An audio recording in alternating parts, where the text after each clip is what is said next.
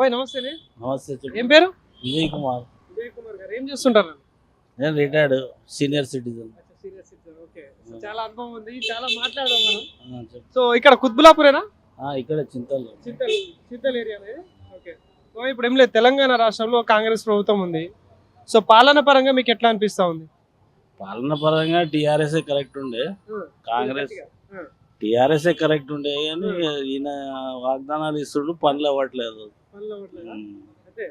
అంటే ఇప్పుడు 3 సంవత్సరాలు అవుతా ఉంది కదా, ఇప్పుడు 6 గ్యారెంటీలు అన్నారు, ఇట్లా అనేక పథకాలు ఇస్తా ఉన్నారు, అందట్లేవు అవి? అవి అన్నీ అందట్లేదు, ఒకటి రెండే అందుతున్నాయి, అందరికీ అందట్లేదు.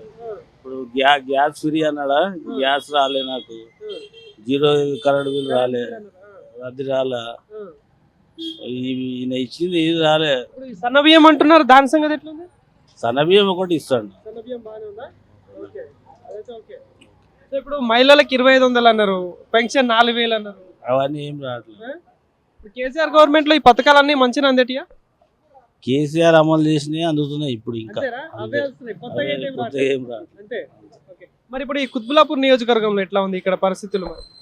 కుత్బులాపూర్లో అంతా ఇప్పుడు ఎక్కువ టీఆర్ఎస్ ఉంది ఇక్కడ. మరి ఇప్పుడు జిహెచ్ఎంసీ ఎన్నికలు వస్తాయి కంపల్సరీ. సో మరి జిహెచ్ఎంసీ ఎలక్షన్స్ లో ఇక్కడ ఈ నియోజకవర్గం కావచ్చు, మీకు తెలిసినంత ఎట్లా ఉంది పరిస్థితి? అంటే ఏ పార్టీకి ఎక్కువ అనుకూలంగా కనిపిస్తా ఉంది? జిహెచ్ఎంసీ అని అంటే ఎట్లా ఉంది అని అంటే, ఇప్పుడు రూలింగ్ గవర్నమెంట్ కాంగ్రెస్ ఉంది కాబట్టి దానికే చేస్తారు. ఇక ఎందుకంటే చేస్తారు అంటే అభిమానంతో కాదు, రూలింగ్ గవర్నమెంట్ తోనే మనం పనులు చేయించుకోగలుగుతామని చేస్తారు, అంతేగాని ఆ పార్టీకి వేయాలని వేయరు. అంటే వ్యక్తిపరంగా ఏం చూడరా? అంటే పనులు కావాలంటే అధికార పార్టీకి ఓటేసుకోవాలి అంతే. మరి ఇప్పుడు ప్రతిపక్షాలు ఉన్న పరిస్థితి మరి అట్లా ఆలోచిస్తే ఇప్పుడు ఆ ఎమ్మెల్యేలు ఉంటారు, వాళ్ళకి అనేది ఉంటుంది కానీ పనులు కావు కదా. ఒక కాన్సెప్ట్ ఉంటుంది అట్లా, ఆయనకి వేస్తే పనులు అయితే అంతే, అయితే కావాలి వేరే సంగతి. ఇప్పుడు రాష్ట్రంలో మళ్ళీ కొత్తగా ఇప్పుడు జనసేన పార్టీ పవన్ కళ్యాణ్ కూడా ఎంట్రీ ఇస్తా ఉన్నాడు, కవిత టీఆర్ఎస్ పార్టీ పేరు మీద ఎంట్రీ ఇస్తా ఉంది. ఎట్లా ఉంటుంది మరి వీటి ప్రభావం ఉంటుందా? ఉండదేమో, ఉండదు, అదేముండదు. మరి ఈసారి వస్తామంటున్నారు కదా, బరిలో దిగుతారు, దిగరాని కాదు. లాస్ట్ టైం కూడా నిలబడ్డాడు కదా, ఎన్నో సీట్లు తీసుకొని నిలబడ్డాడు, ఒకరు కూడా గెలవాల, మళ్ళీ గెలవాడు ఆయన. అట్లా ఎందుకనంటే ఇక్కడ లేదు అది ఫ్లో, ప్రయత్నం వాళ్ళ ప్రయత్నం వాళ్ళు చేస్తారు అంతే. అంటే ఒక ఓటర్ గా చెప్పండి మీరు, ఇప్పుడు ఇంతమంది కేసీఆర్ గవర్నమెంట్ చూసిళ్ళు, ఇప్పుడు రేవంత్ రెడ్డి ప్రభుత్వం చూస్తా ఉన్నారు కాబట్టి, సో మళ్ళీ ఎవరుంటే బాగుంటుంది అనిపిస్తుంది? ఎందుకు అట్లా?